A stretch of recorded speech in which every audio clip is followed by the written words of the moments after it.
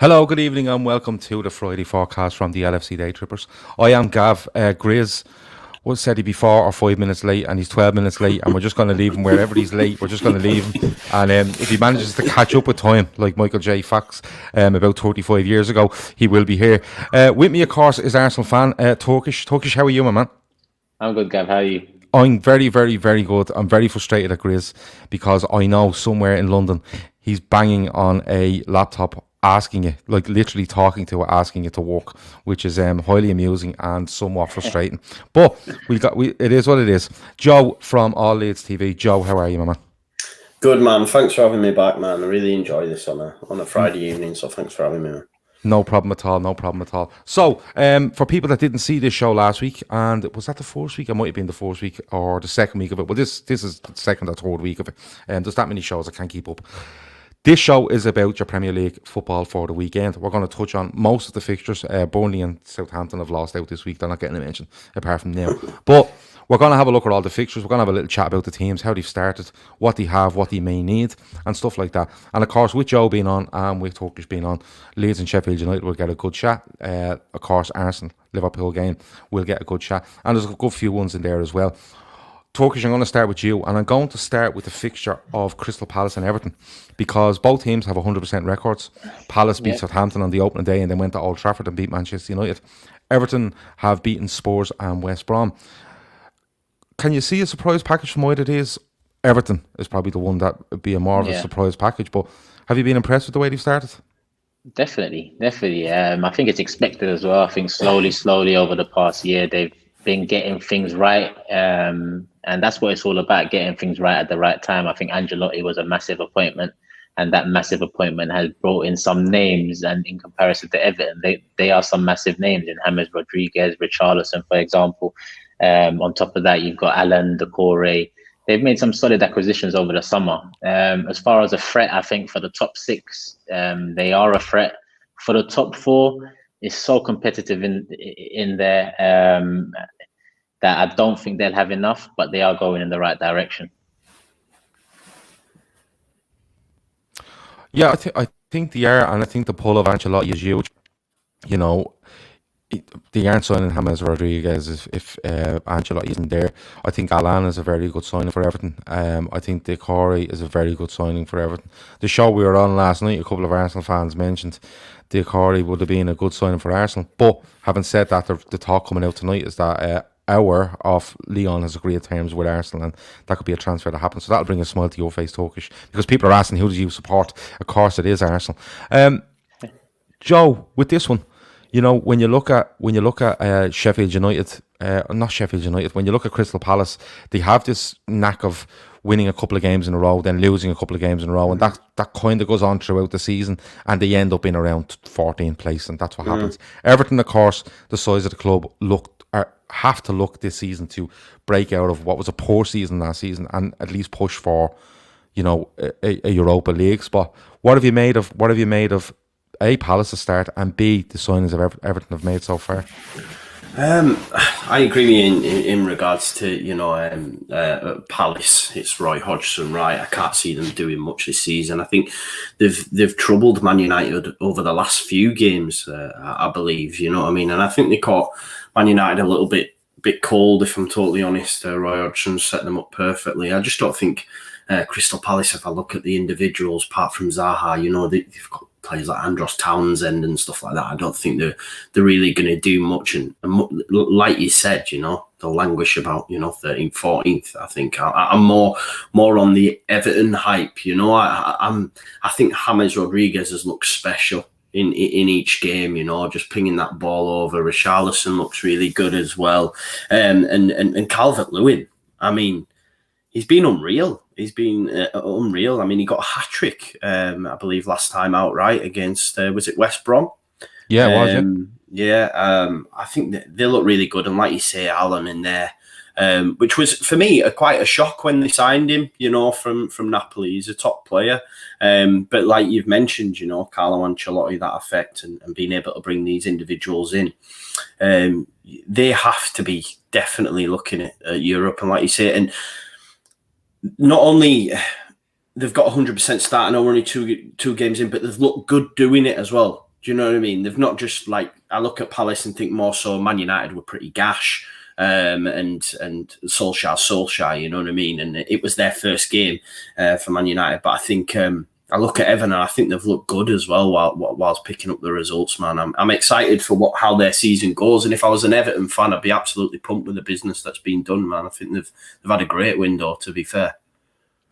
Yeah, you know, people laugh at Everton and no more so than Liverpool fans. But I think, I always reference the Across the Park podcast. That's 3 Reds and 3 Blues from Liverpool. And they talk about their, Liverpool and Everton from both sides of the city. And the Everton fans last season, although it was extremely frustrating, kept pointing out what they needed. And they kept pointing out that midfield was a huge problem. Centre-half was a problem and goalkeeper was a problem. Now, the goalkeeper and centre-half situation doesn't look like it's changed for them. But in midfield, what they've done, and I think it's going to work for them, is they've signed Alan. Now, Alan isn't going to be spraying passes all over pitches, but he will break things down, he will win the ball, and then he will, distribute it to the more creative players. Andre Gomez being one of those who in my opinion look very comfortable in this system, because when you have Alan, oh, look who it is. Look at this. And there's Grizz. Don't try and mute yourself, Grizz, and stop praying to whatever Lord you're trying to pray to there. Sorry. But the thing about Alan is, and this mix with Alan there, you have a sitting midfielder that breaks things up, and he's a 20-yard merchant. Past the 20 yards, it might be forward, it might be diagonally, it might be sideways, it might be backwards, but he keeps the ball. Andre Gomez hasn't got all the emphasis on him to be the only creator in an Everton team, so he's comfortable. And Corey will get up and down the pitch. So it's a perfect mix. The thing about James Rodriguez is, though, we've seen a great stat. He didn't sprint once against West Brom. Not one sprint. I've seen that, he did not sprint once. Now, I don't know what constitutes a sprint, but I presume it's moving your legs at some sort of rate to make it, be a sprint. But to not sprint once in what was probably 80 minutes of Premier League football is absolutely off the wall. But look, Everton Palace, I think it's one of those games early in the season that you're not too sure where it'll go, but I think Palace, they'll win a couple, they'll lose a couple, as I said. I think it could be huge for Everton, though. 3 wins on the bounce to start, and they could really look upwards in this league. And I know it's early doors, but I'll get quick predictions off you. I'm only going to let Grizz just do a prediction on this because he's late, and that's his punishment, and I think that's fairly fair. So, Grizz, give us a prediction for Crystal Palace v Everton, please. I'm going to go for 1-1 in this one. 1-1. I think that might be a popular prediction in the chat anyway. Turkish, what's your prediction on this? I just think Everton are going to have too much for Palace. I think 3-1. 3-1. Okay. So Liam, surprisingly, has come in here with 3-1 to Crystal Palace. A lot of people mentioned that Crystal Palace are very, very good on the break, and that is fair. And while we talk about Calvert-Lewin and Richarlison and James Rodriguez, Zaha has started off absolutely on fire for Palace this season as well. So we'll have to wait and see. Joe, what are you going for? A 2-1 Everton, mate. Like Turkish said, I just think they'll have too much for Palace. Okay. Courtney Neary, friend of ours, has 2-1 to Palace. Liverpool fan, massive Liverpool fan, so I know where she's going with that. Red Steve says 2-1 to the Everton. Kevin Sullivan has 2-1 to Palace. And the 40-year-old Virgil, great name by the way. Palace win. He just has Palace win. He's not going to give us a scoreline. Ollie says hit the like button. Yeah, listen, hit the like button. Share this around. We've done a tweet. It's gone out onto our timeline. If you see it, retweet it, and we get as many people in here as possible and get as many predictions as we can as the night goes on. Grizz, I'm going to let you talk. How does that sound? Nice, cool, man. You know what? Even if you just made me sit in the corner and just sit here and just listen to you, man, I'd accept that. Apologies. Yeah, man. but nobody puts Grizz in the corner. No, you can. You can because you're big boss, man. You can. People don't know why I call you Napoleon. Off screen. So they're gonna get to know this man's Napoleon, guys. I'm telling you. Don't be fooled by his calm demeanor and everything. He's fucking vicious Napoleon. You're playing that card very well because I know why you call me that, and it's definitely not down to the reason you're trying to tell these people. So that's actually true. By the way, sorry. The reason you call me that is actually incorrect, and I will get you the reason because I read about this only a couple of weeks ago and it made me laugh. But listen, we'll move on. Enough about me and Grizz and our love life. Brighton against Manchester United. Brighton have started the season very well. Didn't they go to Newcastle and win 3-0 quite handy? They may have. I think they may have. Do they have 6 points as well, or they may have 4? They got beat by Chelsea, didn't they? Yeah, they look good though, but they got beat by Chelsea. Yeah. But they did look quite good. They went and they were very impressive away to Newcastle, I have to say. Manchester United, of course, are a week behind. And I think that's fair to say, that they're a week behind everyone, and it might take them a couple of weeks to get going. But this one is an interesting one for me because if I remember right, United went on one handy there after the lockdown at the Amex at the back end of last season. And it was one of those games where, United look in form and you thought they'd bring it into the new season. But Turkish, they brought in Donny van de Beek and nothing else. Yeah. Would you be concerned as a Manchester United fan, although they have got very good quality in their squad? It has to be said. You can argue over the owners and the manager, but in their squad, I think they've very good quality, overall. Would you be worried, though, if they got to next week or whatever, the 6th of October, and Donny van der Beek was their main signing? As a United fan, I would be worried. I mean, there's no issue with Donny van de Beek being your main signing. I think Donny van de Beek is a great player and will become a great player if you don't think so. But I do think they're not addressing the areas of concern. And I'm an Arsenal fan. We've done that so often in the past that I can relate in that sense. I mean, they need an enforcer / someone that can break it up in the middle. They could have done with potentially an Allen. They could have done with potentially a Partey, who were heavily linked with an Ndidi type of player. That could release Pogba a bit more, Fernandez a bit more, and you get that creativity. They've needed a left back for a couple of seasons now. And the United we've become accustomed to over the last decade and more would get the players they want. That seems to have been changing now. I mean, mismanagement of contracts over the years, mismanagement of transfer fees over the years, it's coming back to bite them now. And I feel like as a United fan, I would be concerned because it's a similar problem to Arsenal's, but on a greater scale. They've got massive wage problems, and in the market, they're taken advantage of. Number one, being an English club, and number two, because of the fees they've spent in the past. So yeah, to answer your question, I would be concerned.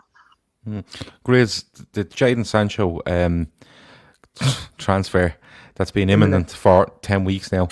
I've never seen more imminency in my life. But it's still imminent for the last I checked. But listen, it makes sense in the fact that he's a fantastic player at a brilliant age and he's nowhere near his peak. Does it make sense when you look at the squad as a whole, though? No, or is this just United throwing more money at something to look good rather than actually be good? Yeah, it's become a problem for them, hasn't it? This Sancho, they can't win now either way. Well, I suppose if they get him, but even if they get him, is that a win for them? That wipes out their budget, so it seems. And as Turkish says, is that where the issues lie? Would Sancho make any difference to the results that they've had? It's not through lack of creativity, or making chances or finishing. They've got the personnel to do that already. All of us sitting here, and we're not top dogs in terms of coaching and whatnot. We could tell you what the problems are at Man United. The left back area, the centre back area, the midfield enforcer, like Turkish was saying, the keeper, even the right back's got questions. He was dropped over the weekend. Yet they're going to spend over 100 million in these times. I don't think has anyone apart from Chelsea, who are an anomaly. No one spent over 40, 50 million, have they? Have the top big boys or anyone? Madrid, Barca, City, even, and they're looking to spend 108 million on a. Don't get me wrong. I don't want to come across bitter because he's a bad boy. He's an absolute baller, but he's not what they need right now, in my opinion. I think it's more deeper than that. We've gone into the issues with Man United, like sort of before, haven't we? And I just think it's the manager is a major issue. There's just no coaching of these players. You can see he's got the personnel. I think we'd all love to have a Martial in our team or a Rashford in our squad, or a Pogba or a Fernandez. We all would. We'd love it. Even Liverpool would love a Bruno Fernandes, in our squad. He's got the personnel, it seems, but he hasn't got them playing as a team, as a structure. The other day they played a Crystal Palace that you'd say are a basic team in terms of personnel. Yet look how structured and tactically outwitted they were so easily by a Palace. Roy Hodgson, who played a basic 4-4-2. Ole didn't have the answers. You try and tell me man for man, Man United, even sort of Man United off day shouldn't be losing to Crystal Palace like that at home. And it's deep. I'm loving it as a Liverpool fan. Carry on, Ole in forever. I pray. But they're a bit of a yo-yo. They're going to go through like these stages where a couple of wins and then Ole's at the wheel and Rio Ferdinand starts tweeting shit. And then shit happens like that where everyone's getting mad again and we want Sancho. Did you guys see that video of the fans? Did you see that, guys? No, yeah. No, but that's mad, isn't it? That's crazy, man. That's crazy. You don't big. What was it? Clubs the opposite. It was just fans. Go on. Tell him, Joe. Tell him what it was about. I don't know if they were at, but it was just a group of young fans walking along around. We want Sancho. When do we want him now? Who do we want? Sancho. When do we want him now? Like, no way. Just over and over and over. This is Man United we're talking about. And 2020 and people are sort of going outside headquarters demanding for Sancho. That club's a mess, bro. I'm telling you, that club's a mess. A long way to continue. Yeah. Sorry, just to jump in, like, obviously, Leeds United, we do not like that team across the Pennine, so I'm absolutely living for it. Like, it's so funny to see because, like you boys have said, even if they bring Sancho in, which they're going to have to pay over the odds for, because of the clown in the boardroom's mismanagement. They could have got him months ago, but instead they'll end up paying on deadline day way more than they should have done weeks ago. Do you know what I mean? But even him coming in the door does not fix anything. That's why when I seen that video, I was like, I hope they get him because it's not going to change nothing. While Ole Gunnar Solskjaer is in charge, nothing's going to change at Man United. It's like Turkish said, as a Championship fan at the time, and I do like Arsenal. I liked Arsene Wenger, and it was frustrating. Like when you'd say us as just normal fans could see the areas need improving, and then when it doesn't happen, you're like scratching your head, like what's going on? And it must be like that for Man United fans right now because everyone knows where it needs to be improved. But I'm so happy, like when they got beat, and then people are retweeting the Rio interview when he's going, get your checkbook out, sign it, how much do you want? Or where Gary Neville did the interview with him after the PSG result and he's like, how much are you wanting? It's so funny, man, because, I mean... It couldn't happen to a better club. This is what I'm saying, man. And for me... But shall I tell you, the reason why we're so vocal about it from Liverpool point of view, right? The reason why we're so vocal, A, because Man United, and B, is because we've been through there. Those days, we've just come out of the last 5-6 years. We've come out of that patch where we thought throw money, quick fix, getting Souness ex-player, getting sort of, try a big boy, everything. We tried every tactic under the sun. But until sort of we got new owners in and they understood what the club was about and they understood we need to get one philosophy working from top to bottom. That's the only time we came out of the doldrums. Otherwise, we've been through there and they're doing the same things. They're saying the same things we were saying. We were deluded. We were. Liverpool fans, all we ever talked about was history. Do you know what I mean? We went through that phase. They're making the same mistakes, trying to play. When we bought Collymore, we thought that was the turning point. One striker, one attacker. That's all we need. Do you know what I mean? Even going back to Gav, do you remember even when we bought Nigel Clough, we thought this is the one. Yeah. Do you know what I mean? Oh, there was so many. There's so many. You can go back. You can go back earlier than that. You can go back to Dean Saunders. You can go back to Paul Stewart from Spurs. You can go back to loads of them. And what happens is you keep buying and you keep telling yourself that Paul Ince was the big one. Paul Ince was the one where it was the jigsaw finishing piece. And Liverpool were going. This was 97, the summer of 97, I think he signed, and it was the missing piece. And Liverpool were going to romp this and romp that, and he didn't. But the thing about United is now, and I've seen United fans say this, and I always have a team at the start of the season that intrigued me. Leicester being it last season, but they deeply let me down, and I will never forgive them for it. But Arsenal is probably at this season, but United is not far behind because people have compared, look at Ole in his first 18 months. He's a bit like Klopp, and he's got them to finals, and he's this, that, and the other, and and he's nothing like Klopp because you can see Klopp piecing together something. This isn't any sort of thinking. I was going to say this is forward thinking. It's not any sort of thinking. It's a mishmash of great players. Do you think? And we spoke about Arsenal's coherence from manager to sporting director to the board last night on the football terrace, and it's very similar at United, because as much as we laugh at Gary Neville is consistent on this, that the problems start at the top and work their way down. And remember, you can blame Ole Gunnar Solskjaer all you want, but them boys put him there and them boys keep him there. You know the kind of way. But they go into this game, they go in against Brighton, who again looked good against Chelsea, in fairness, looked good against Newcastle, who can be quite hit and miss, Newcastle. But they'll be confident, they'll have another week in their legs, fitness-wise. United played a shadow side, I would say, up until the last 15 minutes or so against Luton in the Cup during the weekend. Didn't look very good, but that's how League Cups go. With this one, lads, with United having that extra week in them, Brighton are decent, but no home fans there. Joe, what prediction are you going with? I fancy. Is it at the Amex? Did you say it is at the Amex? Yeah. Yeah, Tariq Lamptey's been unreal, hasn't he, so far this season? He's not playing. I heard. Oh, really? Yeah, I've just seen he's not playing. 50. Okay. Yeah. Well, regardless, I'm still going for a Brighton win. Trossard. Yeah, we'll say Trossard. I'm going to go 1-0 Brighton. Okay, no worries. 1-0 Brighton. Turkish, what are you having in this one? I think again United are going to have too much for Brighton. 3-1 United. Okay, Grizz. Yeah, I would have gone for a draw, but without Lamptey being 50-50 and they've got their enforcer out as well. Someone's going to remind me in the chat. Is it Bissouma? Yeah, Bissouma.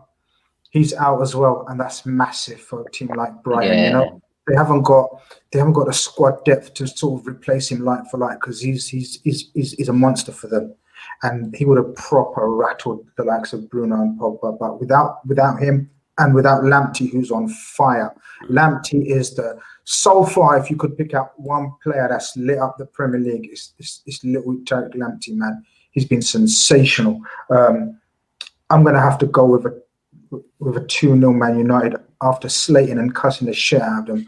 I'm certainly going to say they're going to win 2-0, but only because those two very important absentees for Brighton and the no fans. Yeah, I'm going to do what I done last week and predict United to win comfortably, because it seems to work. But I think the points I've made are very good. Like, if Brighton are missing a couple, United, I think, it'd be closer to speed. And although they lost at home to Palace last week, Brighton is the sort of side that United usually go out and beat. They're a bit flat track bullyish, and they've turned into that. And that kind of shows where they are. Because when you're a flat track bully and you don't back it up against the rest, you have issues. But I'm going to go 2-0 Manchester United. There's loads of different stuff coming in here. Courtney nearly has Man U 1-0 with a penalty. They aren't quite on that bus yet, but I'm sure they'll be on it soon. But there's loads of stuff coming in. 3-1 United, 2-2. There's 1-1 draw, 2-0 to United. There's loads of different stuff coming in. So it's split opinion a little bit, that one, which is good to see. But I think United might just have a little bit too much. Chelsea won, of course, against Brighton, who we've just spoken about, and then went out and against Liverpool, and where I called Lampard on the show last night a coward, and I'm sticking by it, because for all the talk and they've done with the money they spent and all the talk the supporters have done, they came out and quickly realised that they were playing a team in a different league last Sunday. But they play against West Brom this weekend, and I think this is the chance for Chelsea to absolutely ignite their season.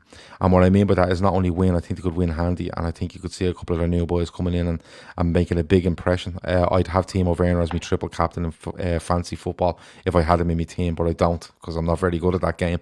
But Joe, I'll come to you first. They have got players to come back, Chelsea. The likes are come in, Thiago Silva, Ben Chilwell, of course, as Ziyech, isn't it? He's still injured, but I don't know when he's back. You have Werner, who started, and he was probably the bright spark against Liverpool, in fairness. Havertz gets a hat-trick against Barnsley, I think, in the League Cup during the week. So do you see this as a chance? Because I think West Brom are really, really poor. Do you see this as a chance for Chelsea to go out and dominate this game, put 3 or 4 goals on the board, and put the Liverpool game out of our memory and look forward to, 6 points out of 9 with players to come back? Yeah, I mean, listen, you know how I feel about Chelsea and how I feel about Lampard, but I do look at this game and I have to agree with you. You know, I was saying earlier on my channel, you know, this game, West Brom just ain't up to it. They're a championship squad operating in the Premier League. They've got maybe Grady Dean Garner and Mateus Pereira doing bits. That's about it. And I just look at Chelsea. Be interesting to see, like, a lot's been made about Havertz's hat-trick away at Barnsley, etc. But it's Barnsley, it's the League Cup, you know. He was brought off at half-time, you know, against Liverpool. And we'll have to see how he uses him, you know, because I think that's been a bit of a... But then again, we're only 3 games in if you count the Cup. So maybe I'm being a little bit... too harsh on Lampard, but we'll have to wait and see. But I do agree with you. I think, listen, there could be hatfuls in this for Chelsea if they go about it the right way. And I think Werner, we could be looking at a hat-trick, if I'm being totally honest, against a very poor West Brom side for me. Dean Murray asks, is Bilic on a touchline ban? I think he is. I think he's suspended. And but having said that, if he's on a touchline ban, is he allowed in the stand? Because no one's there. He could still fucking shout at the stand and tell them what to do, you know. I don't know whether it's one of those where he has to stay away and stuff like that. But look, the comments coming in here, you know, Jonathan Davis has Chelsea 4-0. Flash Gordon has 4-0. David Walsh says Havertz's quality is just Frank Lampard doesn't have a clue. Rajiv has 5-1 to Chelsea. Grizz, is it a chance for them to ignite their season, or could something mad happen here where West Brom scrape something and the banter, I suppose, around Chelsea just goes up a notch or two? Any other team, well, Fulham and West Brom, any other team, I would have said, yeah, game on. Chelsea, they can sort of ruffle Chelsea's feathers like we did, because we humbled Chelsea. I thought he was awful as well as a coach. I thought after watching Leeds, right, and seeing how Leeds played against us, and you've got, no disrespect to Leeds, Joe will admit, better players. Yeah. And you're still playing like West Brom. You know, what are you?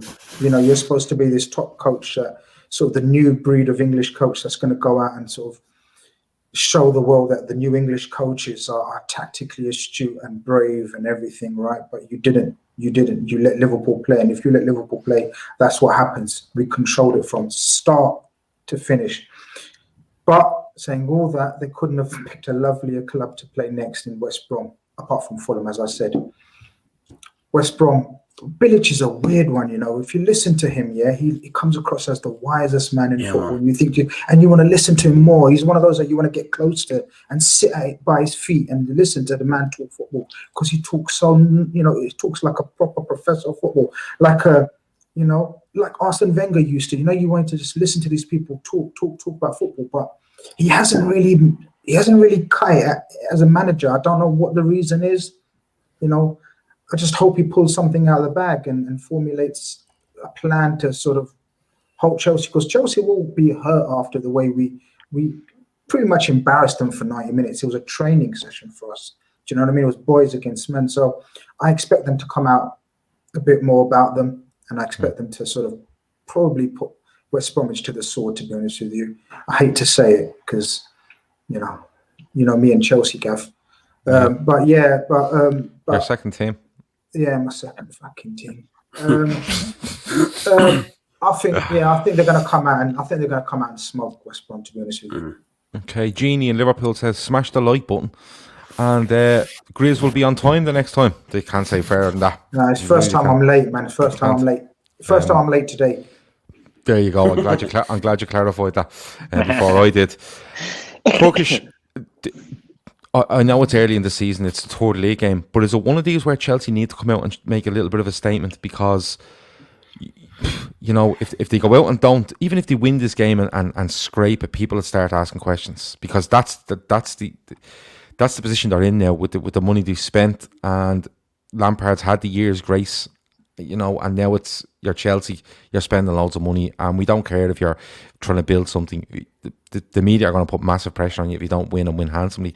Is it one of those where they need to come out and just put absolutely, as Grizz said, put them to the sword and nearly start their season again? I think so, yeah. I've completely agreed with every single point made by everyone so far regarding them, and this needs to be a good win and a good performance. There's no doubt about it. I mean, even if you look back at recent history and the managers Chelsea have had, I mean, some of them were pretty successful, ended up getting the sack anyway because of the way they was winning or the way they was playing. The fans at times are potentially the least patient fans out of the top six. They're constantly onto a manager's neck if things are not looking right. And I think with Lampard now, although he's a Chelsea legend, that might bide some time with the fans. But in terms of media pressure and whatnot, he needs a good performance and a good win, and he needs his star players or his star signings this summer to get on the score sheet. Get in the game. Barnsley's one thing, and I know this is West Brom, but it is the Premier League. So if you can do it in the Premier League, at least that'll give them the platform to move on. But as an Arsenal fan, long may this doubt continue about whether Lampard can do it, because it's great to see. We've just discussed United as well, and Ole Gunnar Solskjaer and Frank Lampard. I think, in my opinion, there's so much pressure on their shoulders that potentially one of those names, if not both, will be in line to lose their position come Christmas. Gav, sorry, to just quickly jump in. You mentioned about the media stuff.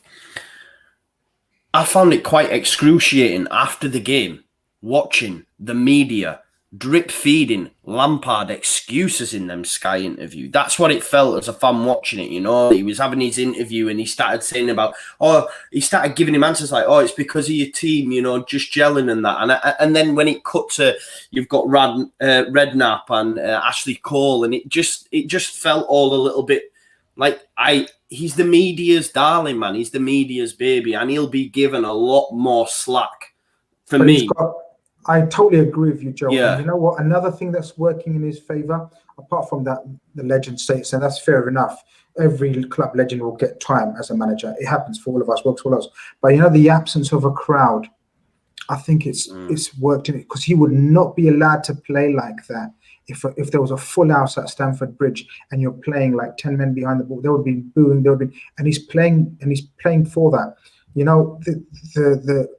The amount of times that he's got away with shit, it's unbelievable. I totally agree with you. He is a media darling, but he's got another life in terms of there's not going to be no fans at Stamford Bridge no fans in any grounds. But to play like that at home, any other big club, look how much we cussed Man United when they played like that, sort of at home. But at least Man United tried to attack teams, right?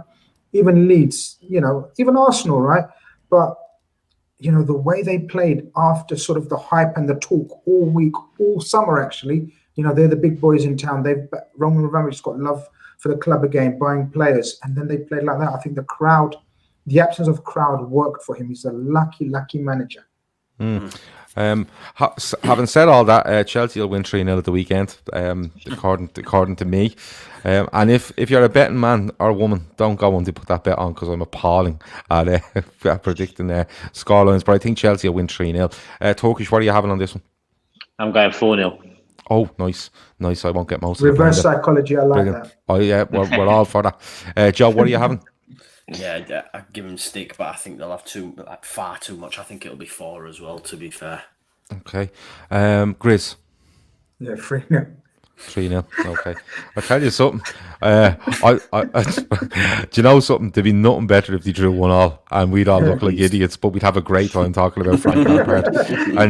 and Jeff Shree is trying to drip feed him something else. It'd have to be an intravenous drip, I think, if that happens.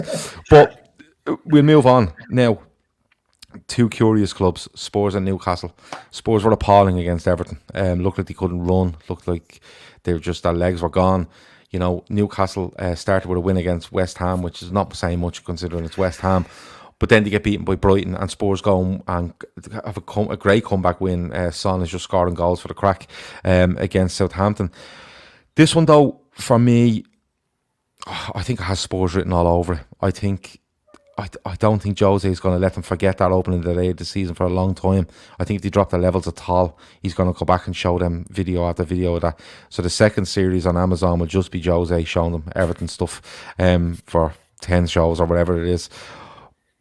Spurs, though, Grizz, look like, have they got the money? They took out a big loan, stuff, Højbjerg and, Doherty from Wolves, and now it looks like Reguilon, Bale. They're talking about this Skriniar, isn't it, from Inter, and there's somebody else they're being linked with. Is he just going all out now, Grizz? Is he just having one big go from Jose? And if it doesn't work, sure, listen, I'll take my big payoff come February, and best of luck. I think they've done, apart from the Bale, which is I think it's just a feel good signing. I think if they bought him just to feel good about themselves as a club, it's just sort of, gives you a big boost when an ex-legend comes back. But apart from that, I think they've done very clever and astute business. I'm not going to lie. I'm going to be honest with you. I think that the signing of Højbjerg in central midfield, Doherty, Reguilón is an absolute spoiler of a left back. I think it's very good business they've done. I don't think Spurs fans that I've spoken to should be so doom and gloom. I think very much like Arsenal, they're on their way up again. Of course, it's going to take time because the shambles that they were near the end of Pochettino's reign and at the start of Jose's, but they're coming back slowly, in my opinion. I think they're definitely a threat to sort of Man United and Chelsea for that top 4 place. We know Jose's second season, wherever he is his best. And that's records speak for themselves. You can go and check his second season at every club he's been at, even at United. If I'm not mistaken, I think he won a trophy at Man United in his second season. If I'm not mistaken, he won 3 of them, including the Charity Shield. Well, there you go. And we know the history of his other clubs in his second season. This is his second season at Spurs. I think Spurs are. I know Southampton played into their hands last week. Absolute abysmal. But Southampton do do one of those once or twice a season. Do you remember when they lost to Leicester? Was it 7-something or whatever it was? I think Spurs are 9-0. Yeah. Wow. So Spurs, I think Spurs are okay. I don't think Spurs fans should be that down and out about it. Forget the way he's going to do it. Forget it. When you get Jose in your club, you're not looking to play football and you're not looking to bring in youngsters. You're there just for that 2 or 3 seasons to be as successful as you can or high up the table as you can. And that's what he's going to do. I think, Newcastle, it's a weird club. Suddenly they can put out a away performance and you think, where did that come from? They can be hard to beat. Steve Bruce, when he tries to play football, it's a problem for him. But you try to go and tell him to go and get a result for his club. Sometimes he can sort of turn his team into sort of these defensive monsters. So it's a tricky one, but I think Spurs just have that edge because of that feel-good vibes with Bale, with the last week result, the signings, looking like they're going to improve their squad further. I think they'll have a bit too much for Southampton. Newcastle, beg your pardon. Yeah, thank God for that. Turkish, we talk about, Liverpool needing, they might need a player here and a player there, and we talk about Arsenal and what, we spoke last night about how they've done well in defence and they've good attackers and they're a bit light in midfield, but they might make that happen. And we talk about Leeds and they've come up and they've been brave in the market and stuff like that. How fucking bad would it must be to be a Newcastle United fan? Because they have a great stadium, they've great fans, they fill it every week, they travel every week, when in normal circumstances. They think they're going to become the richest club in the world during the summer, only to find out that they're not. And now they're scrapping around. Steve Bruce is still standing on the sideline shouting stuff at players that he didn't even dream he'd have this season. He just thought he was going to sign loads of lads. How hard must it be for them? Because it must be soul destroying. Listen, mate, for all the effing and blinding I do after games and the stress Arsenal put me through, I look at Newcastle and Newcastle fans to make myself feel better. And that's in the nicest possible way. Bad ownership is a big problem at my club. So I can only imagine what Newcastle fans have gone through with Mike Ashley and what's gone on for so long at that club. And like you said, it's not only this year that they was on the verge of a takeover. It's happened like 2 or 3 times over the last decade where it seems like it's around the corner and they're about to be free from the shackles, but they're not. Like you said, they've got the stadium, they've got the fan base, they've got the city for it.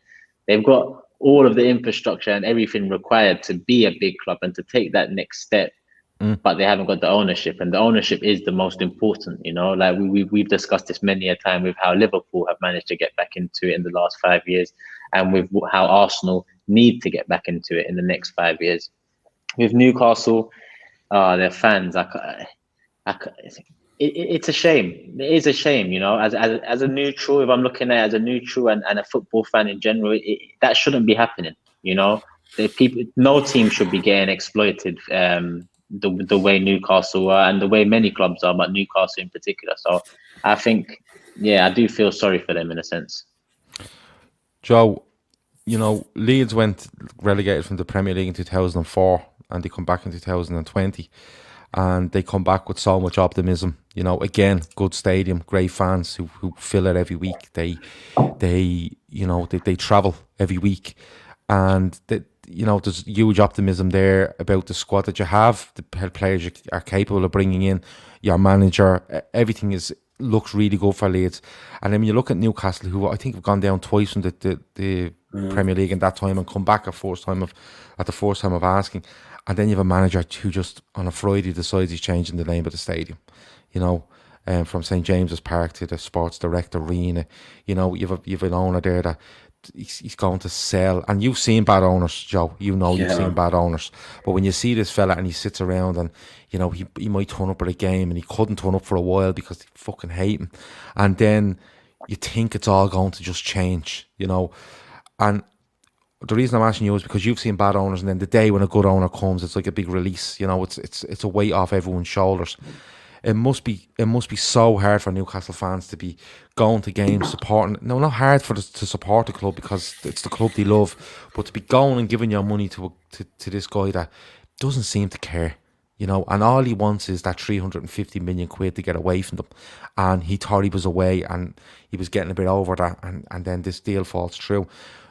What I'm trying to ask you is, where does this leave Newcastle? Because it's not even in a limbo anymore. They don't know if they're in limbo. They just plod on, don't they? It must be. And as I said to Turkish, soul destroying is probably the word, but where did he look to go in this season? Because if they do well, Joe, right, he turned around and he went, I want 500 million now. Did he actually look for success, Joe, or did he look to let's get relegated and just get anybody? Let's just get anybody. Did he look at that? And I'm serious when I say that. Yeah, I think for me, Mike Ashley's never wanted to sell the club. It's always these false dawns. I genuinely don't think he wants to move it on, man. He, like you say, it's his cash cow, At Leeds United, we've had some shocking owners, ones that have been banned. We had Cellino for a bit, Bates. We had GFH that came in and were asking fanzines on messaging them privately on Twitter on which players they think they should bring in and stuff. These are the kind of owners that we've had, Genuinely, it's been crazy. A time under Cellino, they had cameras put up in the toilets because he was nipping. There's what's his face now? Anyway, there's Under the Kosh podcast, and one of the players, David Norris, said you need to see Cellino within a certain period of the day because you knew you'd get what you'd asked for because he'd been in the toilets, man. Genuinely. These are the sort of people that were running our club before, So it's so, I'm so grateful, like you said. Honestly, that's truth as well, which when you think of the Leeds United and it being a big institution, you wouldn't think that these sort of people would manage to run football clubs, but that's the truth, man. They got the money they can buy, they can do what they want, right? But I think the big thing for me is Radvazani came in his first season, didn't really do well, and then they went all out and brought in a top level coach like Bielsa, who has just changed the club from the bottom up, right? They had that in Rafa. They had that in Rafa Benitez, right? And someone made a good point on another thing I did. When he had Rafa, he never gave him any money because he knew he had a coach that would keep him in the Premier League, yeah? He didn't really invest. Now he's got someone like Steve Bruce and he's going to pay 20 million for Callum Wilson and he's paying, 15 or whatever for Jamal Lewis, all these other individuals, bringing in Ryan Fraser, etc. Because he knows he needs to spend in order to keep them in the division, if that makes sense. With Rafa, he knew he didn't need to give him much because he's a top-level coach. And I think that was the key thing in keeping Rafa investing and moving on up the table because Newcastle are a huge club. And it must be, like you say, it's so frustrating for fans of football club when that sort of stuff's going down.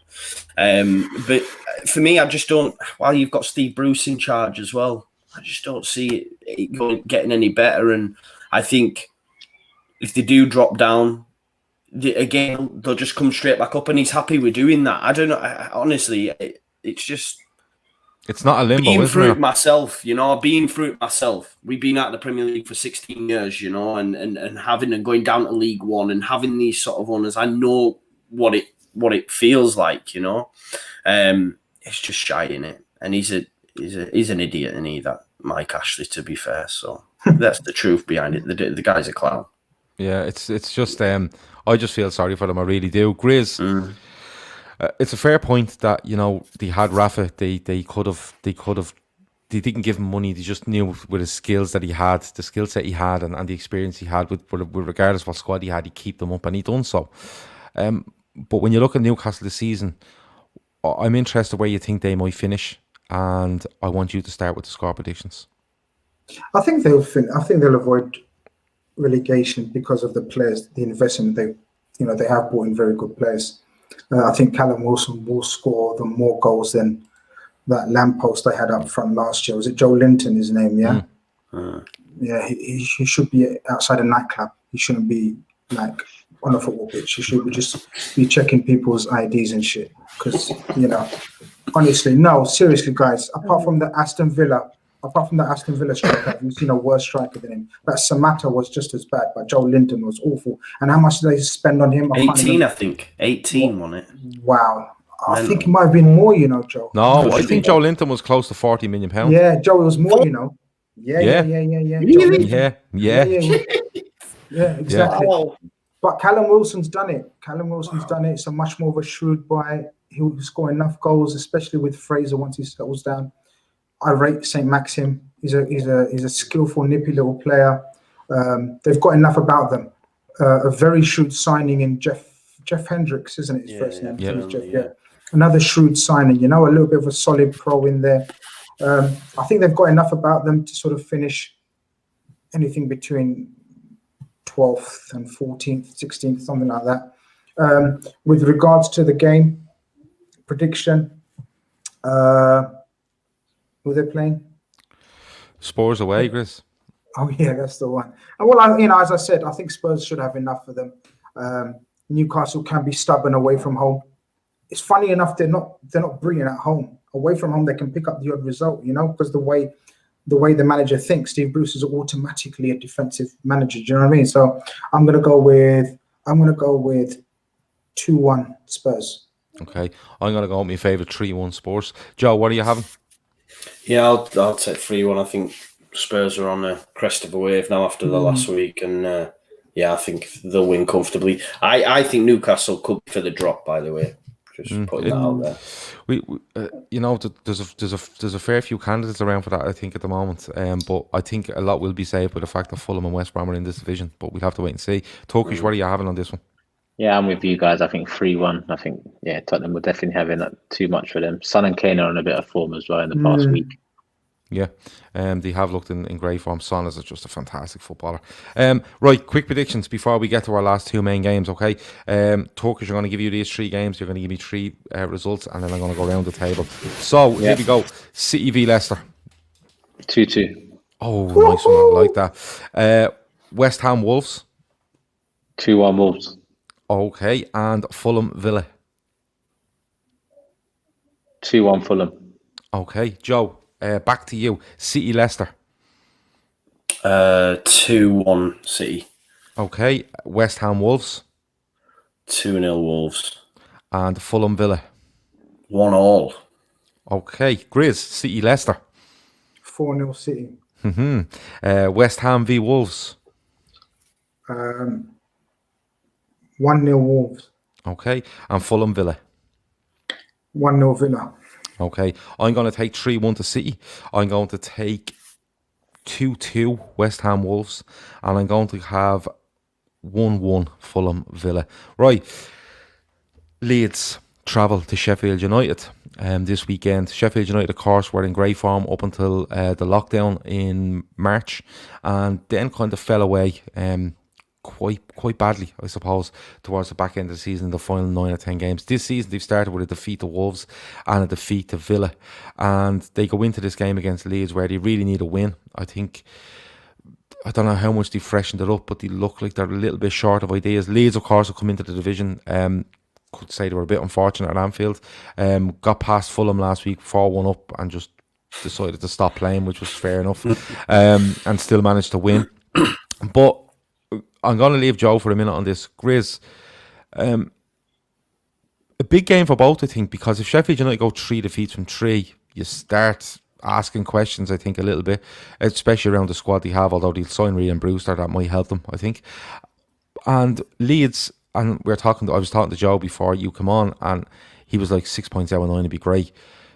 Big game for both, Chris, or is it just look, see what happens? There's plenty of time massive. left. It's massive. It's massive. It's all about sort of positive vibes. Whoever wins this sort of thinks more so Sheffield United. I mean, I just can't see where Sheffield United are going to score goals, and hence why they're after Brewster, and hopefully they put up the fee that takes him away. It's the opposite of Leeds in terms of Leeds you can see scoring like near enough every other attack, but they look a bit shaky at the other end. Now, Sheffield United's problem is if you can't see them scoring, usually they relied on their solidity at the back last season. They seem to have come a bit unstuck in terms of keeping clean sheets. Obviously, they've let Dean Henderson go back and sit on the bench at United, which is mad, because I think he's better than De Gea. But, you know, the system that sort of everyone bigged up about Sheffield United seems to be sort of being found out, maybe. A lot of clubs know how they play now. A lot of clubs are accustomed to their overlapping centre-backs and how they sort of get crosses into their two strikers. It's very adventurous and brave on paper, but it doesn't seem to wield, any goals for them. It doesn't. Whenever I see Sheffield United, I'm thinking set piece is going to be crucial. They need to score for a set piece, a corner or something like that. Get their 3 centre-backs in there, and that's their best chance, because through open play, they struggle. They've brought in that Sander Berge last season. Decent player, good player, tall, athletic, but not very creative, So, I think this is the type of game that Leeds will sort of relish, in my opinion. I think, they'll think that they can go there. Is it at Sheffield United? Yeah. So Leeds will have the confidence, like knowing. The thing with Leeds is, even though they lost that first game, they know after Liverpool, they know nothing worries them anymore. They know they can go to the best team in the country and play like that. They can do that anywhere. I think it's a huge game for Sheffield United. They need 3 points, possibly more than Leeds, because of the results in the first 2 games, being a home fixture and everything. I think it's going to be a cracking game. Do you know that? I think it's going to be end-to-end kind of stuff. If you want me to give you a prediction right now, I think go on. I think that's my favourite 2-2. Okay, yeah, you love a 2-2. Turkish, I'm going to leave Joe hanging just a little bit longer before he tells us how amazing Leeds are going to be against Sheffield United. Chomping at the bit. I know, yeah, that's why I'm doing that to you. I'm a bad bastard like that. Turkish, I think you might see a hectic game in this one, because they both work extremely hard, these teams. They're set up to work hard. Their managers insist on them working hard, But I'll give my prediction before I tell you. I think Leeds win this because they'll both work hard, but I think Leeds have that bit more quality. And I see Leeds winning a 2-1. But is it a huge game, do you think, Turkish? Is it one of those where, I know it's the third league game of the season, but you've seen teams just propel themselves from very on in the season. And listen, they can get to Christmas and they could be sitting 5th. And all right, they might fall off and finish 8th or 9th. Still turns into a fabulous season for Leeds. Is it that big this early in the season, or is it just it's another game? We'll see how it goes. But I still think it's a defeat for Sheffield United, and questions might start to be asked. Yeah, exactly that, and that's why it is big. I think 3 games in, especially for Sheffield United, 2 games, no goals, and off the back of their performance last season, I think all eyes are on them in this fixture, which bodes well for Leeds. I admire Wilder a lot. The way he approached the game coming into the Premier League last season and bringing in something new, refreshing. He hasn't got the best of quality in the team, but he's got a very good structure. He's very organised. He sets them up very well. This is the first, in my opinion, challenge he's faced in the league in terms of starting this season, two losses. And I do trust him to bounce back. Whether it's against Leeds, I'm not sure, because obviously Bielsa, on the other hand, that's also someone I rate too, especially on the tactical front. I think Bielsa what he's done at Leeds so far and what I think he will continue doing at Leeds over the next few years. It's unreal. It's unreal. You can only applaud it, So I think it's a game. I think it's Wilder versus Bielsa tomorrow. That's the way I look at it. But in my opinion, if I'm gonna stick my neck on the line and give a prediction, I think not that there are fans, but I think Sheffield United being at home might just edge it 2-1, in my opinion, to them. Okay. They need it more, so. Joe, Turkish is upsetting you greatly there, I see. And all we can do is apologise. Joe, listen, I predicted Tottenham to win today. I predicted United to win today. The reverse psychology thing. Let's hope and pray. Yeah. But Joe, you're the man to ask this. Is it a huge game for Leeds? Yeah, definitely. Just for the simple fact that I looked at the start of the season and seen the first 3 games that we had, and I said, if we can pick up 6 points from the first 3, that'd be huge, because our next 2 is City and Wolves at home. So they're going to be tough. Bit of a free hit like the Liverpool game. I think we might nick some points from one of them games. But, 5 games in, if we don't win tomorrow, we've got 3 points. Arguably, you could look at it like that. If we were to lose at Wolves and City, it's not the good start that people and the media would have us believe, because we played well against Liverpool. Do you know what I mean? We have to get points on the board. Since Sheffield United, since the restart, they haven't been great. They fell off a bit of a cliff. They've come back this season. I know we're only 2 games in, but they haven't scored any goals. John Egan, he's out after getting sent off as well against Villa, and he's a massive, massive miss for them in the centre. He's good going for from an attacking set piece standpoint as well for them. So he's a massive loss. If Phil Jagielka comes in there, I think the pace of the attackers at Leeds get around Jagielka, no bother. In Sheffield United's promotion winning season, we went to their place, won 1-0. They came to our place, won 1, and they won 1-0. It was very tight, and it was very much like Turkish said, Bielsa up against Wilder. Bielsa said a lot about Wilder in his overlapping centre-backs and respects him a lot. He said he's tried to employ similar sort of football at previous clubs, and it hasn't worked. And he's even come out in his press conference today saying he has learnt a lot from Wilder. So they've got a mutual respect there, to be fair. And like Turkish said, I really rate Wilder and the job that he's done, man. I do think it is going to be tight, and I've seen a lot of people in the comments. People expect Leeds games to be 4-3, 3, all the time. It's not going to be like that. Liverpool's Liverpool. Fulham, we just dropped off. We're a bit silly. We were in control. We were 4-1 up. You will see a better defensive display on Sunday from Leeds United. I think they'll nick it 1-0. When Sheffield United went up, Chris Wilder did an interview on Sky Sports. He was a bit pissed up, and he called Patrick Bamford a muppet.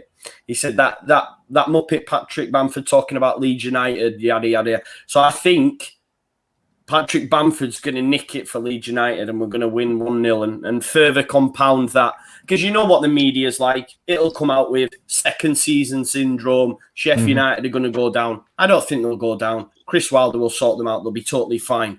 But I'll just revel in it if Leeds can get a win and be like, yeah, second season syndrome, they're going down. I mean, the last time we played Sheffield United was 1994 in the Premier League.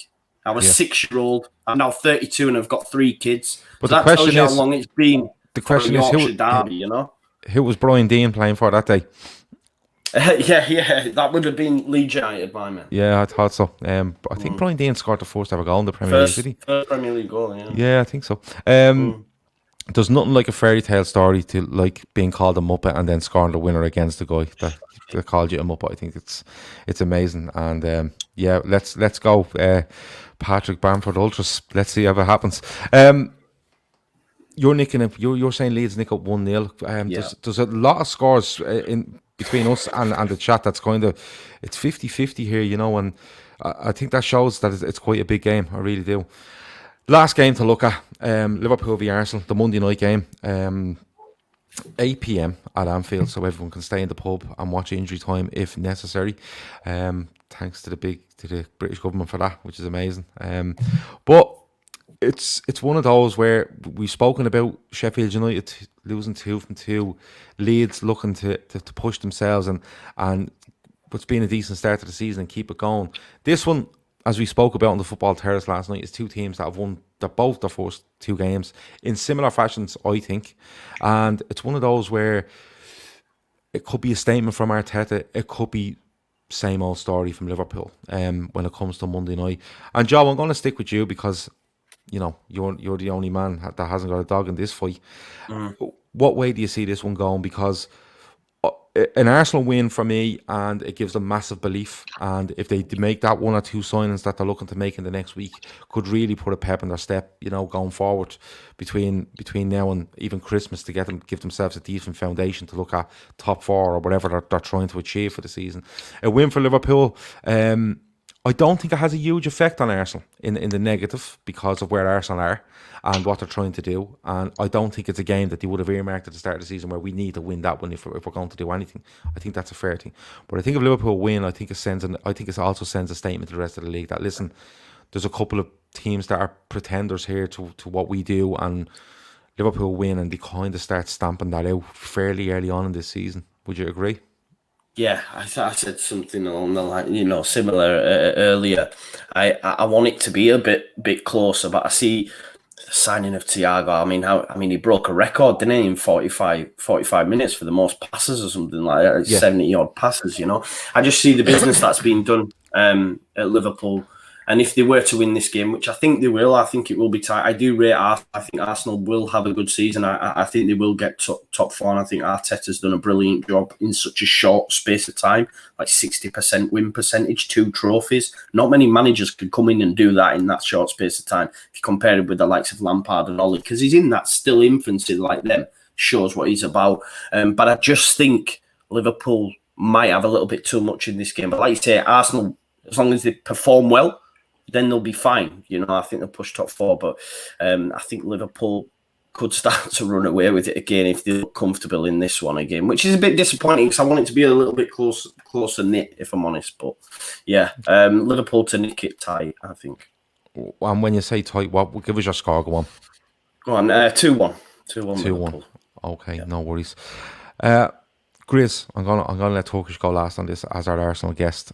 He gets all the information at him, and then he gets really upset by people like Joe and now you when you predict the Liverpool win, and then he can have a good go and he has a free run at it.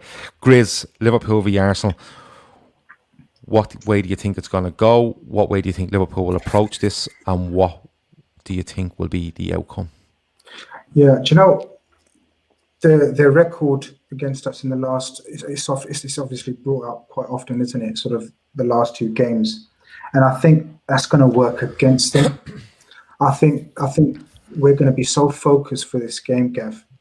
And I was speaking to Turkish as well yesterday, I think it was. And I said, we're going to give them respect. And when we give teams respect, it focuses us. We're not going to be going there like we did when we were half drunk. Or, we're not going to be playing the Charity Shield where we sort of in that first half, we were just sort of, treating it like a charity game and let them have charity, gave them charity literally. But I think the performance of Arsenal in the last couple of games against us will have us really focused. And when I say us, I mean Jurgen Klopp more than most, because he will have a bit of a bee on his bonnet about Arteta. People talking about Arteta's got the upper hand over Klopp, etc., etc. I think Arsenal, as I said, just like Spurs, I think Arsenal are on the up. And the main reason they're on the up is because of this coach. And we talked about coaches, haven't we, today? We've talked about Lampard, we've talked about Ole, we've talked about Wilder, Bielsa. Arteta is the new breed coach that knows what he wants from his team. He's nothing like Arsenal managers of recent times where they've sort of fallen into this Arsenal tradition type of way of playing. This geezer's torn up that tradition and just played the way he thinks with his players he needs to play to get results. And I think that's working for Arsenal for now. I know a lot of Arsenal fans, including my son, get frustrated with the boring sort of slight negative tactics that they seems to have deployed, but it's working for them. And the rest of his game plan and tactics will come when he gets these players, if he gets these players in. So I think Monday's going to be a very tactical affair. I don't think we're going to go out there gung-ho and sort of blitz Arsenal like we used to do in the past and we were used to doing. The crowd factor will help Arsenal, because Arsenal, we know, in recent history, can't play with a bit of pressure on them. Their legs start wobbling, they're gone mentally.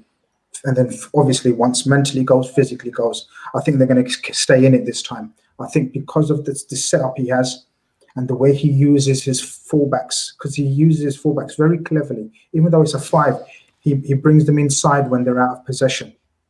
Ainsley, Maitland-Niles comes inside as a very tactical game, usually against Liverpool. So I think it's going to be like that, but I think we're going to be focused, and Liverpool focused is dangerous. I think we're going to keep a clean sheet, and that's what's going to sort of win us the game, in effect, because we know we're going to score. We know we can score up the other end, but it's that controlling Aubameyang on the break, like Saka, Lacazette. We do that, I think we're going to win 2-0, but it's not going to be comfortable. I think it's going to be a very tight, sort of close-knit game with us getting the lead and then maybe one at the end as well. But I think it's set up for a tactical battle on Monday. And it's not often you say that when you play Arsenal, because tactics or no tactics, we're going to blitz them. We're going to smash them. It's not. Now it's going to be a very tactical, and we're going to have to be on our A game to win that. And I think we will be. Okay, so you're going with 2-0 Liverpool? 2-0 Liverpool. Okay. I disagree. I don't think we keep a clean sheet. I think the way Arsenal set up, I think they will score. Aubameyang is just in the form of his life. Now people that say no, he's not. He's scored loads of goals everywhere, but I think the form of his life, what I mean by he's taken over like a leadership role at Arsenal, and he's taken on a big responsibility at Arsenal, and he's coming up with the goods at the same time. Lacazette, I think, will start to benefit from that, because I don't think Lacazette likes to be the main man. I think he likes to be this, not a support striker in a positional sense, but he's a support actor to Aubameyang, and I think that's absolutely fine. Maitland-Niles, is it Maitland-Niles or Maitland-Niles? Maitland-Niles, isn't it? Whatever I said, it's the opposite. Of course it is. That. Yeah, absolutely. I think he's come on very well. I like Tierney. I've liked the look of Gabriel. Saliba looks good. I'm a bit iffy on Bellerin. That's just me. I think they are a bit light in midfield, and I think Turkish will agree with me in a minute about that, but they're looking to rectify that, which is great. The thing with Arteta and Klopp, and he's beating him this and that he has. He's beaten him in a league game, there's no doubt about it. The Charity Shield, don't ever pay any attention to the Charity Shield. It means fuck all. But this is another media-driven thing. And he done it last week with Lampard, where it was a big thing about, Lampard, and does he have Klopp's number? And now it's Arteta's go. And next week it'll be someone else's go. Arsenal need to step away from that. You don't want to get involved in that. You need to keep their eye on the prize. You need to have tunnel vision, put a set of blinkers on and go that way.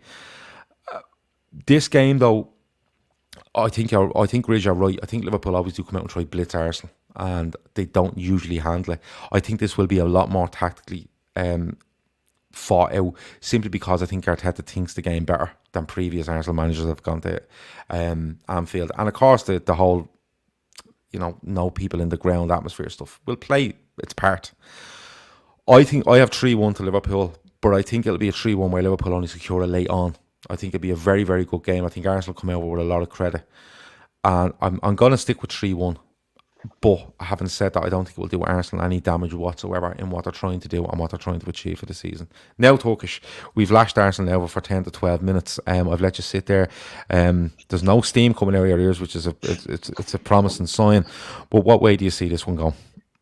Listen, I'm tired of you arrogant Liverpool fans who think you can come round. I'm joking. I was hoping he was going to continue that.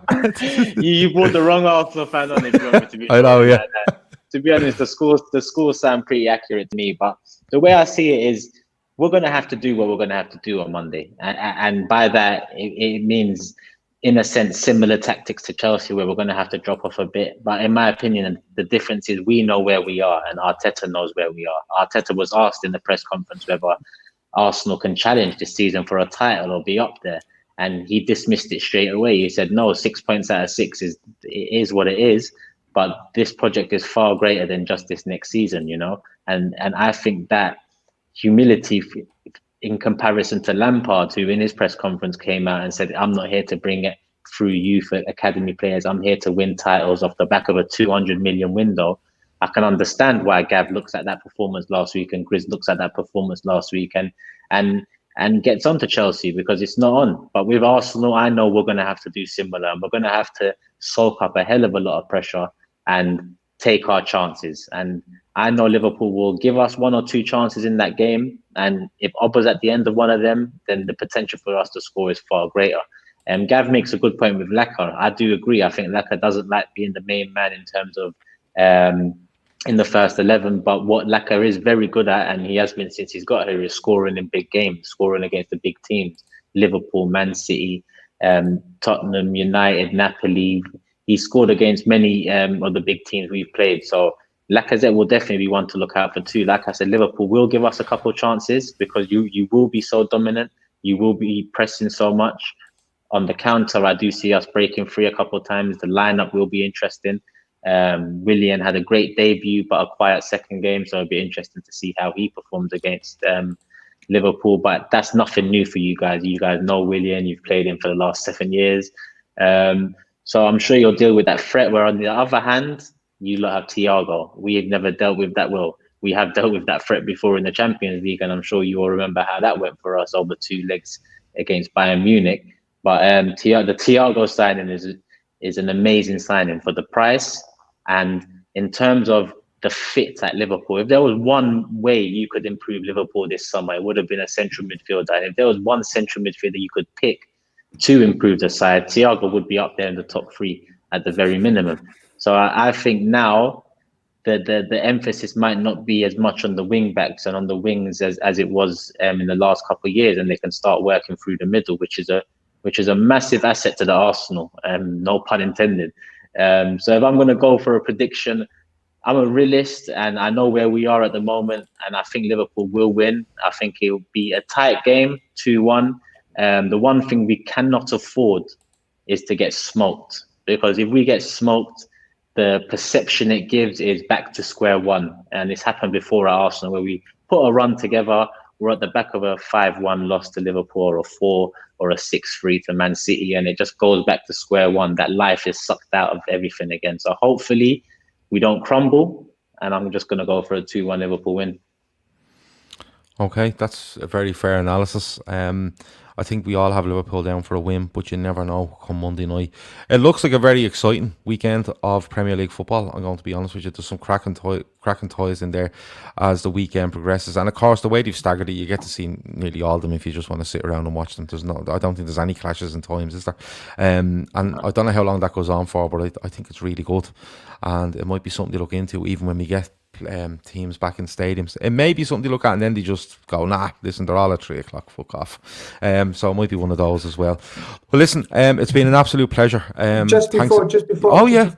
Because I'm late, and so I've got to have. Oh, you want your extra 8 minutes now? Thank you. No, just 1 minute.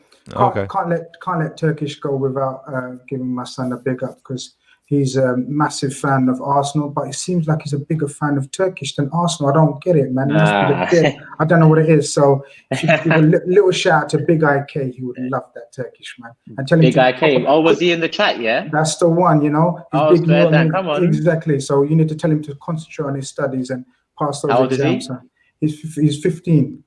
Okay, yeah, 100%. Big IK, big up yourself, but 100% focus on the studies. Like your dad's right. Like regardless of whatever else you want to do, focus on studies. Get that underneath your belt and do what you need to do. But Grizz, we don't need to do this on here. You could just call me and we'll go on FaceTime and I'll talk to him in person, man. We'll do it. Yeah, but you know, he likes the limelight like his dad. You know, yeah, so he understands. He's going in the right direction. I'm learning from you as well, Grizz. So I like the man like you too. No, man. Thank you, and appreciate you two coming on. Joe's obviously a regular now, and Turkish hopefully as well. You're going to be a regular soon. Thank you very much for coming on, Gav. No sorry, worries, guys. That's me done. Are you sure? Is there any other family members you'd like to have a shout out to or anything like that? No. There's about 16 text messages, but we take it. We say it for another day. You know? Okay. Well, if your family, if you want to give your family my number, they can send through their messages for next week. You know, you've got my family's number, man. You do. I know, yeah. Yourself. Okay. I'll go and do your work for you next week. No problem. But no, listen. It's been a brilliant. I can't believe what's just gone on there. It's just amazing. But it's been a brilliant show. I'd like to thank Turkish. Turkish, where can they find you online? Instagram, Twitter? Give it a shout out there. Yeah, Instagram, Twitter is Turkish LDN. So LDN stands for London. So Turkish LDN. And yeah, same on YouTube. Okay, people go and follow and subscribe and do all that stuff, because if I've learned anything from the last 2 days talking to this man, he talks an awful lot of sense when it comes to football, and he's well worth a watch. Joe, where can we find you? Yeah, just head over to All Leeds TV YouTube channel. We're almost at 18,000 subscribers, so the amount of people that are watching this, if you head over, hit subscribe, then we'll probably get there tonight. So do me a solid and do that now. Yeah, well, there you go. That's a small request from Joe for giving up an hour and 15 minutes of his time tonight, an hour and 7 minutes of Grizz's time, an hour and 15 minutes of myself and Turkish time. Grizz, where can we find you online, or where is there an email address we can contact you on if we have any inquiries? No, leave me alone, man. Okay, listen, I love Grizz so much. He's my favourite person in the whole world. People probably don't believe that, but genuinely, he's my favourite person in the whole world. That has been the Friday forecast. It's been amazing. It's been great. We will talk to you again on Sunday night with the Fatback 4. We will be back on Monday with some Instagram stuff before the game, and of course reaction afterwards with the forum podcast. And of course, listen, when we get to that stage, we'll let you know what's going on for the rest of the week. Don't forget to like, don't forget to subscribe, add to all the channels that have been mentioned tonight, follow them on Twitter, and look, it's football. We like talking about it. Over and out.